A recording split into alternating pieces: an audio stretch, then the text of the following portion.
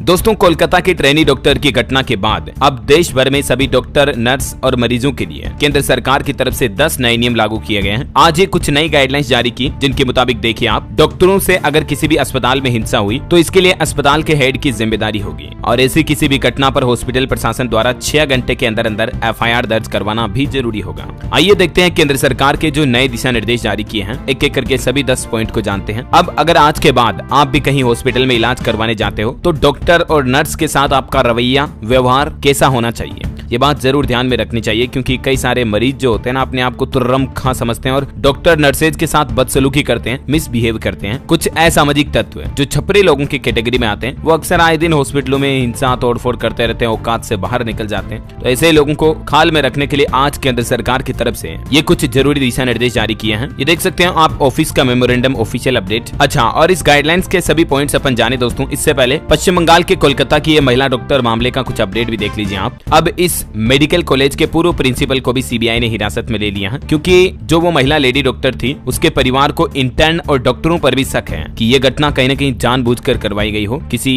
पुरानी रंजिश का बदला लेने के लिए। तो इसी शक के आधार पर अब CBI जो इस मामले की जांच कर रही, तो CBI ने मेडिकल कॉलेज के पूर्व प्रिंसिपल को भी उठा लिया है। इधर कोलकाता के मेडिकल कॉलेज में आज तोड़फोड़ पर भी सुनवाई हुई। कोलकाता हाईकोर्ट ने कहा कि पुलिस अपनी सुरक्षा नहीं कर पा रही है, तो डॉक्टर निडर होकर आखिर कैसे काम कर पाएंगे। कोलकाता के RG कर अस्पताल में 14 अगस्त को हुई हिंसा को लेकर ये कोलकाता हाईकोर्ट में आज सुनवाई हुई, जिसमें देखिए हाईकोर्ट ने कहा कि राज्य सरकार सुरक्षा देने में पूरी तरह से विफल रही है। हालात नहीं सुधरे तो हम अस्पताल बंद कर देंगे और मरीजों को यहाँ से कहीं दूसरी जगह शिफ्ट कर देंगे। और इतना ही नहीं दोस्तों, कोलकाता केस पर अब देश भर में डॉक्टरों का प्रदर्शन और तेज हो चुका है। दिल्ली एम्स के बाहर कई लोग इकट्ठा हुए, वी वांट जस्टिस के नारे भी लगाए। पीड़ित के घर भी CBI पहुंची और आपको पता होगा, कल के लिए फिर से देश भर के सभी सरकारी और प्राइवेट अस्पताल में हड़ताल का ऐलान किया है। कोलकाता कांड पर IMA यानी कि इंडियन मेडिकल एसोसिएशन की तरफ से ये बड़ा फैसला लिया गया। कल से 24 घंटे डॉक्टरों की देशव्यापी हड़ताल रहेगी, मतलब हॉस्पिटलों में सुविधाएं भी काफी अव्यवस्थित रहेगी। वहीं इधर लेडी डॉक्टर के मामले में अब पश्चिम बंगाल की मुख्यमंत्री ममता बनर्जी ने भी पदयात्रा निकाली, छात्रों ने भी मांग उठाई है। कोलकाता केस पर सियासत भी तेज हो गई। कई सारे लोग अब इस घटना में अपनी पॉलिटिकल रोटियां भी सेकने लगे हैं। ममता बनर्जी सरकार के खिलाफ BJP ने भी हल्ला बोल किया। आखिर कोलकाता के अस्पताल कांड पर न्याय की आवाज दबाने वाले गुंडे कौन है? आधी रात के बवाल का एक एक सच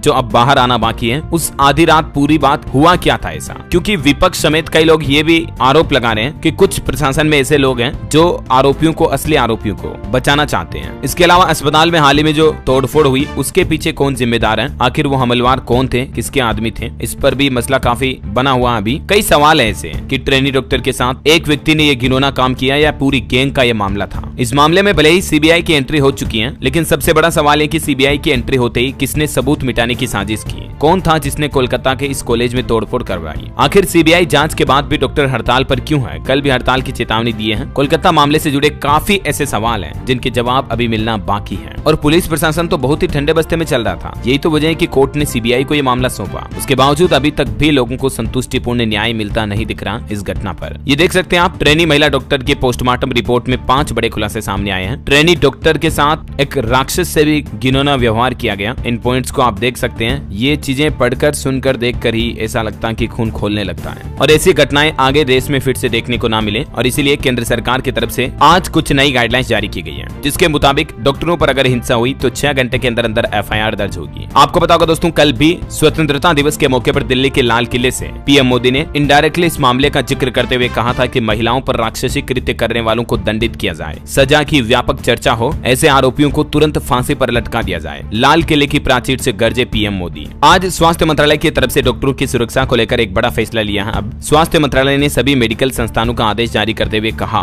कि अगर संस्थान पर हमले होते हैं तो 6 घंटे के अंदर संस्थान प्रमुख FIR अवश्य दर्ज करवाएं। स्वास्थ्य मंत्रालय ने देश के सभी स्वास्थ्य संस्थानों को, कॉलेज, मेडिकल इंस्टीट्यूट वगैरह सबको ये नोटिस भेज दिया है। इसके अलावा भी हाल ही में NMC यानी कि नेशनल मेडिकल कमीशन यानी राष्ट्रीय चिकित्सा आयोग की तरफ से भी एक एडवाइजरी जारी की गई थी। सरकार के द्वारा इनकी कुछ मांगे हैं डॉक्टरों की सुरक्षा को लेकर। ये पॉइंट्स भी आप देख लीजिए कि अस्पताल में OPD, ward, casualty facility, hostel, quarters, अन्य खुले क्षेत्रों में पर्याप्त सुरक्षा उपाय किए जाएं और निगरानी के लिए सभी संवेदनशील क्षेत्रों में सीसीटीवी कैमरे भी लगाए जाने चाहिए। मेडिकल छात्रों के खिलाफ हिंसा की किसी भी घटना की तुरंत जांच की जानी चाहिए। पुलिस में एफआईआर दर्ज कराई जानी चाहिए और घटना पर विस्तृत रिपोर्ट 48 घंटे के भीतर राष्ट्रीय चिकित्सा आयोग यानी कि एनएमसी, नेशनल मेडिकल कमीशन को भेजी जानी चाहिए। ये एनएमसी की तरफ से भी एडवाइजरी जारी की गई। देश में जो अभी माहौल चल रहा है ना कोलकाता का, इसलिए। हालांकि कुछ दिनों पहले भी हाल ही में आपको पता होगा एनएमसी की तरफ से स्टूडेंट के लिए भी नए नियम जारी किए। एफएमजीई एग्जाम के लिए अब एग्जाम देने के लिए अधिकतम 3 साल और 6 अटेम्प्ट ही मिलेंगे। एफएमजीई यानी फॉरेन मेडिकल ग्रेजुएट एग्जाम के लिए एनएमसी की तरफ से ये गाइडलाइन जारी की गई थी। बाकी आज भी देश भर के कई अस्पतालों में हड़ताल का माहौल रहा और कल 17 अगस्त को भी पूरे देश में चिकित्सा सेवाएं ठप रहेगी आईएमओ की हड़ताल के चलते। देखते हैं केंद्र सरकार डॉक्टरों के लिए क्या फैसले लेती है आगे, और मैं आपको अपडेट बताता रहूंगा। बाकी दोस्तों हम सबकी यही इच्छा है कि जल्द से जल्द कोर्ट से, सरकार से कोलकाता की महिला ट्रेनी डॉक्टर को न्याय मिल सके और अपराधियों को ऐसी सजा मिले तुरंत जल्दी, ताकि अगला कोई अपराधी किसी भी माता बहना के साथ ऐसा करने की जिंदगी में कभी सोचे भी ना। राइट? और आपके क्या कहना दोस्तों, इस पर क्या राय, मुझे नीचे कमेंट करके बताइएगा। जय हिंद, जय भारत, वंदे मातरम।